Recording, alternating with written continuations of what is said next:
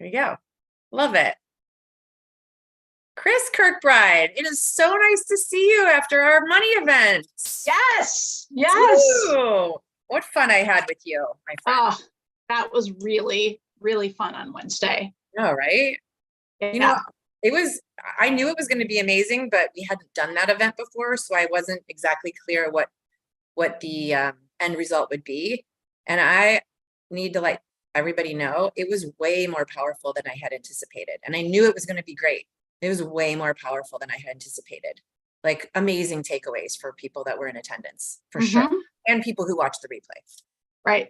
Right. The people that showed up were magical. I was amazed at their willingness to participate, their willingness to like ask the scary questions, their willingness to be vulnerable.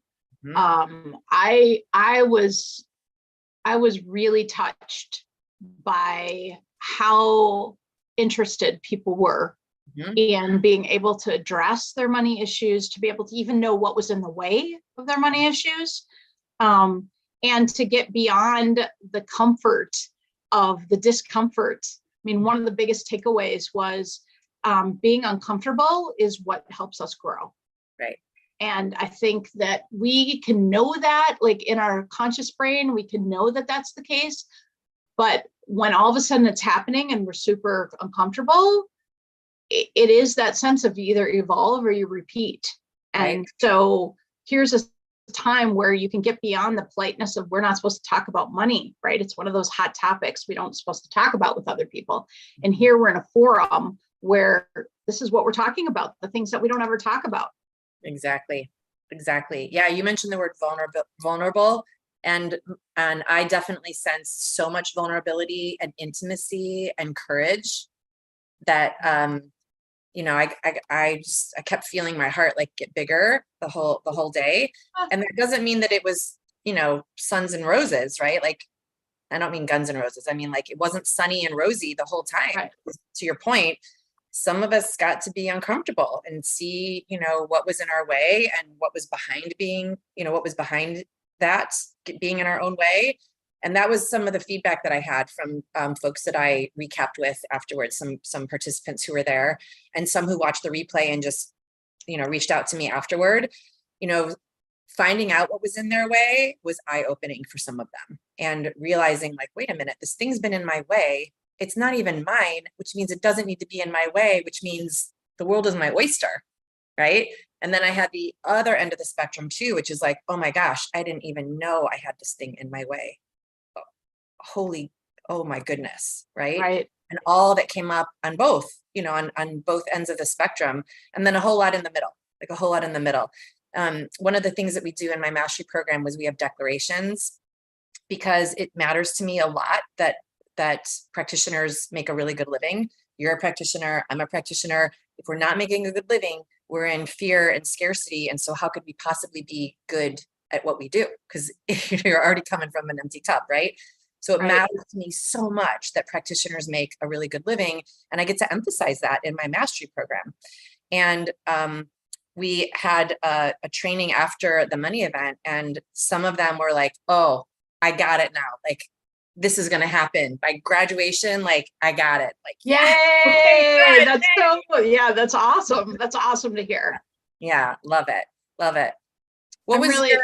I want to just say, I'm really glad to hear that feedback, because with the big event of you and myself and Barbara, we have all these different people that all came in from a different avenue.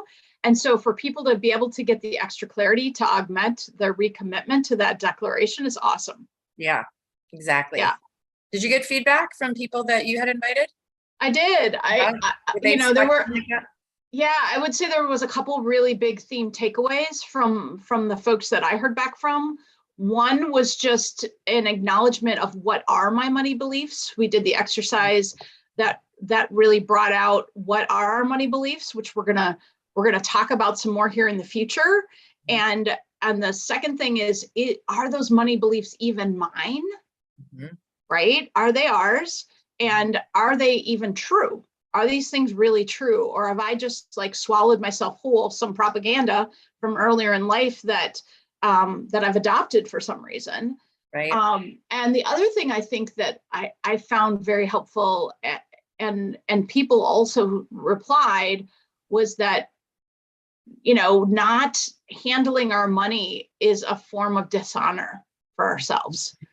And being able to face what we don't want to face is so key to moving us forward. Because really, in essence, what I've learned from my own money journey is that when I not only don't take care of something, but I pretend it isn't there, I do what's called ostriching, which is the head in the sand like an ostrich does, that it not only just stays stuck, but it actually has negative results. Right. Because all of a sudden you have overdraft fees that you wouldn't have had you stayed on top of your money and been in your bank account. There's all of these things, these missed opportunities that could be lucrative because we're in our fear and in our denial. And this was really a starting point for people to have a safe place to be able to really talk about these things that they don't want to talk about, even with their spouses or their parents or their sister. And it really made me jazzed about what we could look at creating in the future that could go just beyond the initial surface of what people were able to identify and how we could move forward.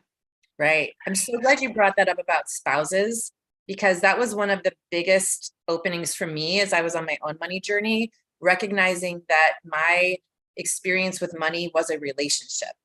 It wasn't just an adult thing that I had to do, which is how I had come to that conversation up until that point. But when I recognized that it was a relationship, I got to see how I was in the way or how I wasn't showing up and what I was creating or not creating.